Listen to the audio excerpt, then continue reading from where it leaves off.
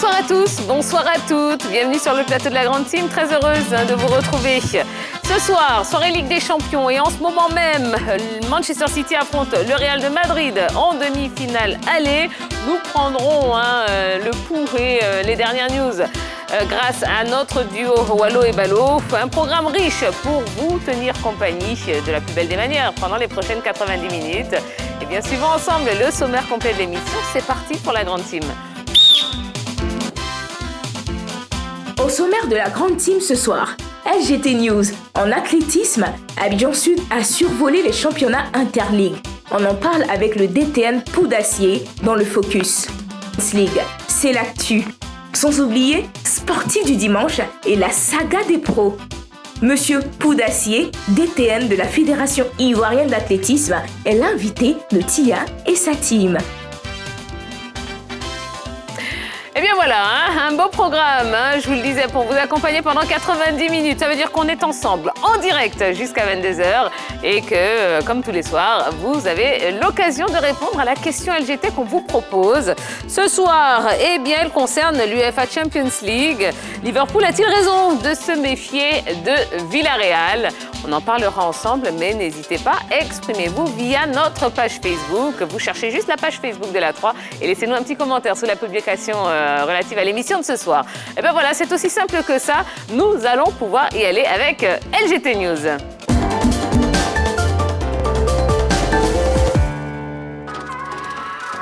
Nous ouvrons les news de ce soir avec du basket. NBA Playoff 2022. Les Brooklyn Nets éliminés dans un peloton lancé à plus de 70 km/h. Alaphilippe souffre notamment de fractures aux côtes et de l'omoplate. Et puis en football, c'est une information relayée par le site Afrique Soir. Fraîchement élu à la tête de la Fédération ivoirienne de football, Idriss Diallo s'est envolé pour la Mecque dans la nuit du lundi. Selon le média en ligne, ce périple serait la matérialisation d'une promesse faite par Idriss Diallo au moment de briguer la présidence de la Fédération ivoirienne de football, à savoir se rendre au lieu saint pour témoigner sa reconnaissance à Allah s'il est élu. Aussi, selon des proches du président, il n'a pas attendu le Hajj annuel pour aller dire merci à Dieu. Et on termine avec le FC Barcelone. Le FC Barcelone a pris tout le monde de court et a annoncé ce mardi la prolongation de contrat de son défenseur central, Ronald Araujo, 23 ans, 26 matchs et 4 buts en Liga cette saison, jusqu'en juin 2026. Certes, un tel dénouement était attendu pour le talent uruguayen, qui dispose désormais d'une clause de départ fixée à 1 milliard d'euros, mais le timing peut surprendre puisque les Blaugrana prévoyaient initialement de réaliser une annonce en fin de semaine. En tout cas, celui qui s'est imposé comme un cadre de l'équipe de Xavi se projette sur la durée avec la formation catalane. Voilà l'essentiel de l'actualité sportive du jour. Eh bien, je suis sûre que vous en voulez encore un petit peu. Il n'y a pas de souci. On a prévu de vous accompagner de la plus belle des manières pendant 90 minutes. Eh bien, retrouvons la team qui est là et qui a hâte de vous voir. Suivez-moi. Bonsoir la team. Bonsoir Tia. Vous allez bien, messieurs? Bonsoir. Bon, voilà, avec un joli sourire là. J'aime bien que vous m'accueilliez comme ça, messieurs. Ça va, Henri-Jo? Ça va très bien. Ouais. Un peu fatigué, on dirait, hein? Non? Ouais, ça va. D'accord. Ça va. Bonsoir. Bonsoir Lio. Bonsoir, jeune homme. Comment allez-vous? Bon, c'est l'émotion. Ouais, c'est l'émotion de vous voir, bien évidemment. Et puis de l'autre côté de la table, eh bien, nous avons Dorgelès Kofi. Salut Dorgelès. Bonsoir Tia. Ok. Monsieur le réalisateur, elle est pas loin la musique? Vous l'avez là encore sous la main? Hein? Oui, allez-y, mettez-la, parce qu'en plateau, allez. Nous, on a besoin de se défouler aussi. Non, mais me laissez pas lever les mains toute seule, messieurs.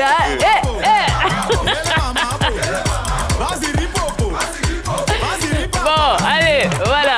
C'est un petit peu ça, le tour de la Grande Team. On s'amuse, mais on parle de choses très sérieuses. Et oui, l'actualité sportive, oui, c'est une affaire très, très, très sérieuse. Et là, on va commencer tout de suite avec un mot d'athlétisme. Et oui, Abidjan Sud domine les Interligues 2022. C'est le focus de ce soir.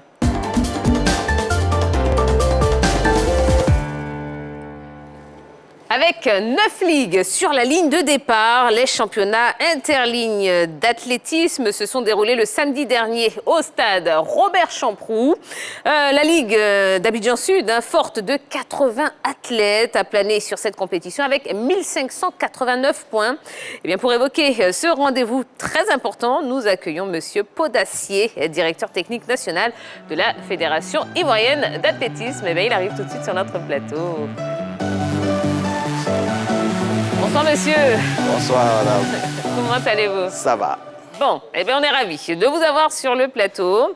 Après les interclubs à San Pedro, la FIA a organisé les championnats interligues ce week-end à Abidjan. Bon, quelles sont les impressions au sortir de ces championnats? Bien, nous sommes ravis d'avoir organisé ces interligues puisque depuis le mois de février, nous avons organisé les interclubs en zone A et zone B, et nous avons fait les finales des interclubs. Il fallait vraiment faire participer nos meilleurs des ligues. Et les meilleurs des ligues se sont affrontés ce samedi. Il y a eu 9 ligues engagées. Oui. Et la Ligue d'Abidjan Sud a vraiment plané sur le groupe. Bon, en termes d'organisation, d'engouement, qu'est-ce que vous en avez pensé? Bon, avec un peu de recul, là. En termes d'organisation, il faut dire qu'il y avait assez d'athlètes quand même. Nous avons eu 490 athlètes qui étaient vraiment surchauffés parce que personne ne voulait se laisser faire. Ce sont les interligues, les gens sont venus de différentes localités, Korogo, Boaké, Daloa, Dimbokro, Abengourou. Et vous avez vraiment une jeunesse qui était débordée de joie. Oui. C'était vraiment la fête. Là, ben, on voit les images là, voilà, sur l'écran. Effectivement, bon, ça donne envie d'y être, ma foi. Alors, la Ligue d'Abidjan Sud, vous l'avez dit, a dominé l'épreuve avec 1589 points. Bon, si on regarde l'ensemble de la compétition, est-ce que cette victoire est méritée? Effectivement, la Ligue d'Abidjan Sud fait partie des ligues qui vraiment respectent un tant soit peu les mots d'ordre que la fédération a lancés par rapport à son projet de développement. Et les autres ligues le font, mais il faut dire que si les autres ligues ont eu les mêmes lieux de pratique comme Abidjan, je pense que l'écart des points serait encore resserré. Et la chance d'Abidjan Sud, il y a le Stade Champroux qui est là, il y a l'INGS qui est là, et les enfants ont eu l'habitude quand même de faire de l'athlétisme sur du tartan. Les autres n'ont pas trop cette chance si ce n'est pas des occasions d'interclub où ils se retrouvent à Abidjan. Voilà. Donc c'est une chance d'avoir des infrastructures à proximité. Au vu de tout ce que vous venez de dire, qu'est-ce qui a fait la particularité de la Ligue d'Abidjan Sud durant ce championnat-là? La particularité d'Abidjan Sud est que l'Abidjan Sud fait partie des ligues qui ont plus organisé des compétitions pendant la saison. Et plus l'athlète a assez de compétitions dans les jambes, plus la performance sort, puisque la compétition elle-même fait partie de l'entraînement. Et donc, chez nous, lorsque l'athlète a atteint 10 à 14 compétitions dans les jambes, là ressort la meilleure performance. Alors, Abidjan Sud à la première place, deuxième place, Boaké, la Ligue de Boaké, et puis à la troisième place au classement général, la Ligue d'Abengourou. Qu'est-ce que vous avez pensé des performances de ces deux ligues, Boaké et Abengourou? Oui, Boaké et Abengourou, il faut dire que ce sont des ligues qui faisaient parler d'elles dans le passé.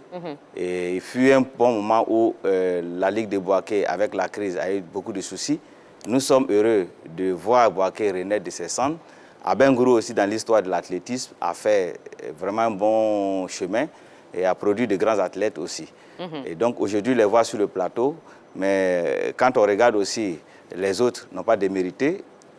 San Pedro, qui fait du bon travail, et à côté, il suffisait d'un résultat d'un seul athlète pour faire la différence. Voilà. Oui, Jean-Philippe. Bonsoir. Bonsoir, monsieur. À cet âge, les chaussures, ce n'est pas important. Parce que je vois que chacun court, d'autres courent avec des chaussures qui semblent ne pas être adaptées au type de course qu'on a pu avoir durant cette compétition. Bien, effectivement, les chaussures, c'est important. Mais ici, il faut dire que c'est une question de bourse. Ceux de l'intérieur ne peuvent pas utiliser les paires à pointe sur la terre battue. Donc, ayant l'habitude d'utiliser les autres chaussures, venir chausser les paires à pointe pour une compétition, ça peut dénaturer la manière de courir. Et ça joue sur les performances aussi. Voilà, ça joue sur les performances. C'est ce que je disais. Si les autres entités avaient la chance d'avoir le lieu de pratique comme Abidjan, je pense que ça allait être serré. Mais Dieu merci, avec l'avènement de construction des stades, nous osons croire que les choses vont aller de mieux en mieux. Eh oui. Mais justement, vous avez parlé de cette disparité au niveau des infrastructures disponibles pour chaque ligue. On sait tous que, comme vous l'avez dit aussi, Abidjan Sud est bien loti avec le stade Champrou et peut-être les autres infrastructures qui sont dans cette zone d'Abidjan. Organiser une compétition et faire compétir Abidjan Sud avec les autres, est-ce que ce n'est pas désavantager les autres qui viennent de l'intérieur et qui souvent n'ont pas ces mêmes infrastructures pour les entraînements? Pas du tout. Lorsque nous avons organisé les interclubs, la zone B a fait sa phase finale à Daloa. À Daloa, c'est la terre battue. Et puis la zone A a fait sa finale à Abidjan, ici au Champrou. Ça n'a pas empêché San Pedro, qui a aussi fait ses entraînements et ses compétitions sur la terre battue, venir remporter les interclubs. Ça veut dire que le talent est là. Les autres, c'est du maquillage pour pouvoir juste pousser. Sinon, quand le talent est là et qu'on exploite bien le talent, tout baigne. D'accord. Alors, ces championnats interligues ont été marqués quand même par la présence de Mabundu Koné, donc sprinteuse ivoirienne de 24 ans, sociétaire du Stade français. Est-ce qu'on peut estimer que c'était un plus pour cette compétition? Effectivement, c'était un plus. Elle a accepté de venir rejoindre son club juste pour reprendre les séances d'entraînement ici, dans d'autres conditions que l'Europe, et puis repartir pour continuer. Et elle a vraiment voulu participer à cette fête-là. Et c'était vraiment un plus pour elle et un plus aussi pour la Ligue.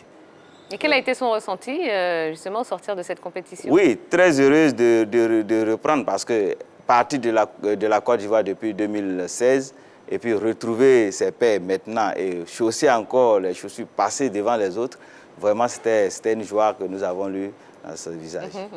Alors au-delà, quand même au niveau de l'athlétisme, on sait que c'est l'une des disciplines pendant les JO ou d'autres compétitions. La Côte d'Ivoire arrive à véritablement se vendre, si on peut le dire comme ça.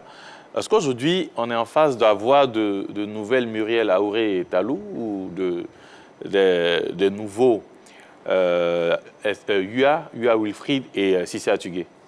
Effectivement, il y a des gens qui sont dans l'antichambre.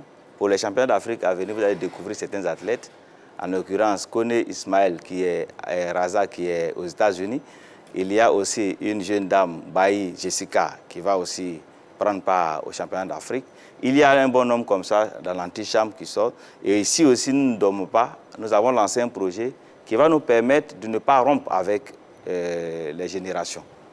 Que les choses continuent, de sorte que, au bout de certaines années, sur toutes les catégories, nous puissions vraiment planer sur le monde.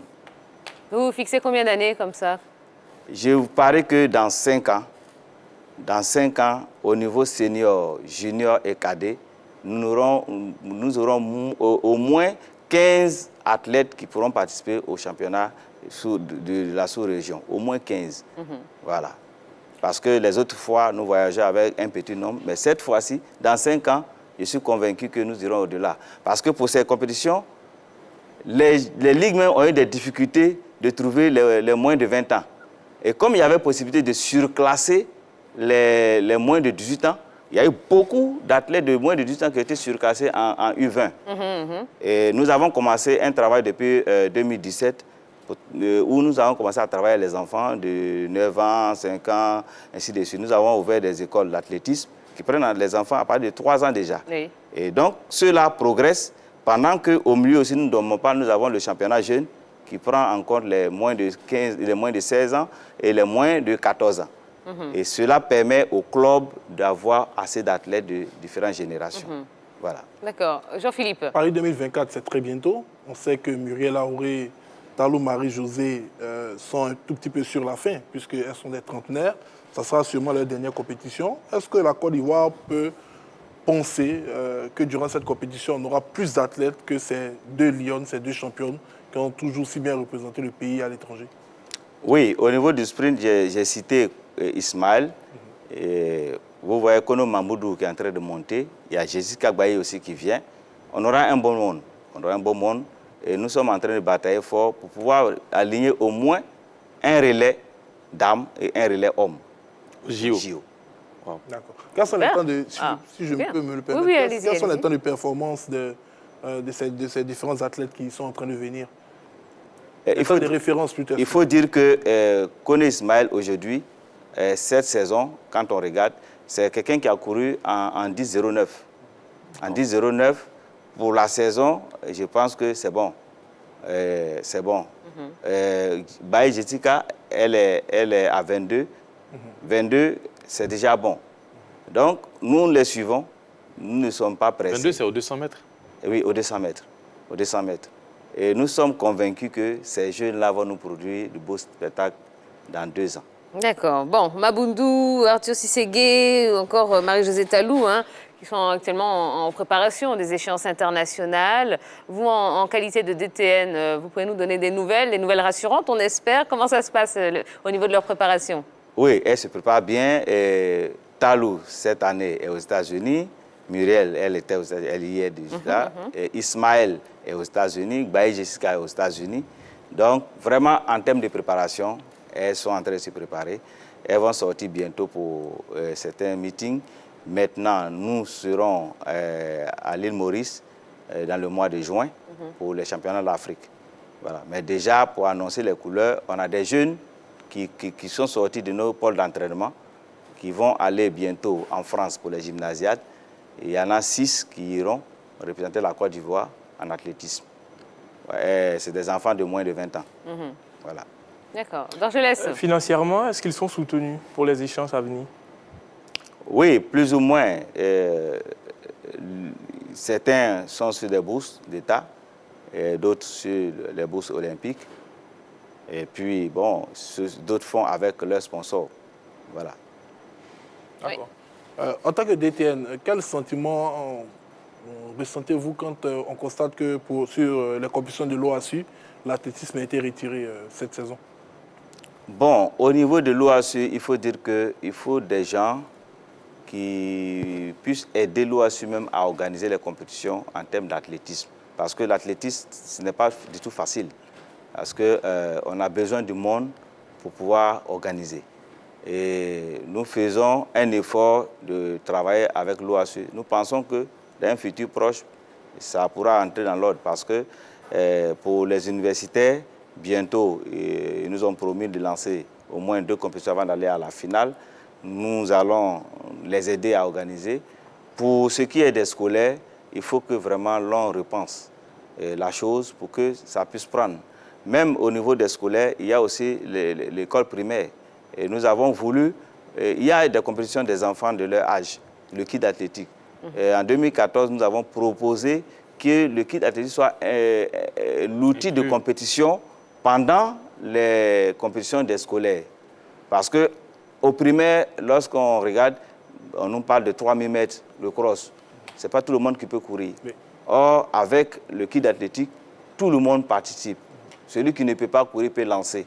Et les cumuls de points va permettre à l'équipe de pouvoir gagner. Ça se fait comme les interligues et les interclubs. Voilà. Donc, tout le monde est concerné, qui ne peut pas courir pendant longtemps, qui ne peut pas courir vite, qui peut lancer. Tout le monde travaille et puis bon, ça donne un résultat d'équipe. Tout le monde est impacté par la pratique du sport. Oui. Donc, vous nous dites qu'il y a un déficit d'encadreur, en fait, pour travailler avec la structure qu'est l'OASU pour pouvoir suivre ces différentes compétitions d'athlétisme.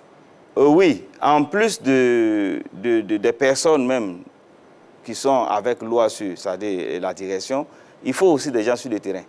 Il faut des gens sur le terrain, il faut motiver ceux qui sont sur le terrain à faire.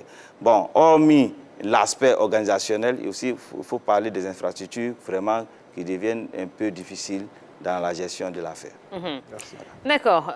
Monsieur Podassier, bon, dernière question, hein, puisqu'on me fait également savoir hein, que le match est terminé. Après ces interligues, qu'est-ce qui est prévu à l'agenda de la fédération pour la suite de la saison? Pour la suite de la saison, le 7, déjà, nous serons avec les jeunes. nous allons faire la journée mondiale de l'athlétisme. Et puis, pendant cette journée, nous allons faire les compétitions des moins de 16 ans et les moins de 14 ans. Et nous avons un meeting pour les jeunes.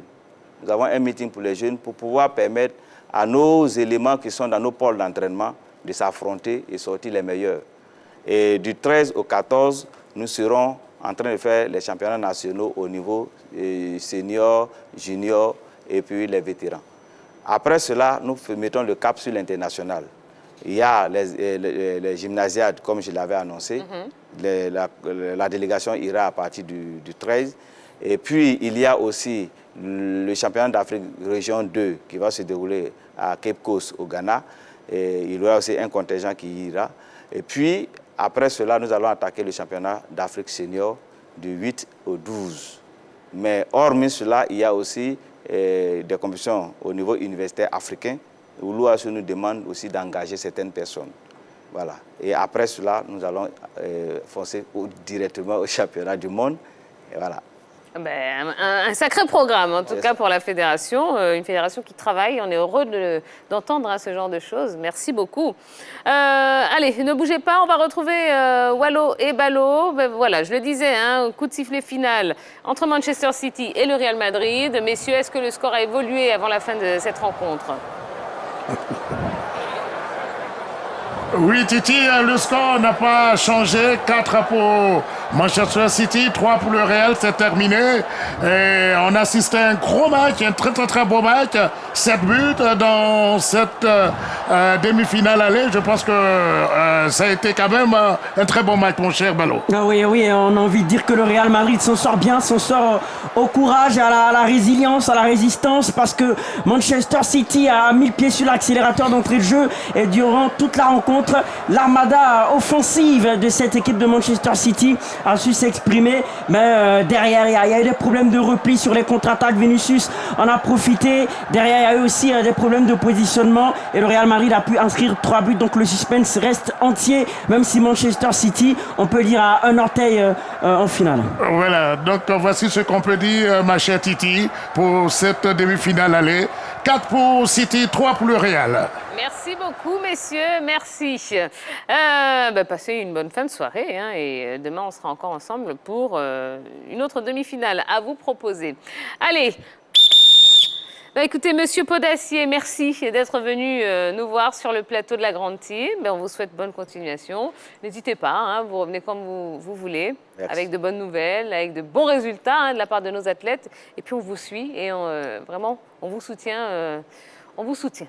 Bien sûr, on vous soutient. Merci à vous. Allez, ne bougez pas, on va marquer une toute petite pause juste après.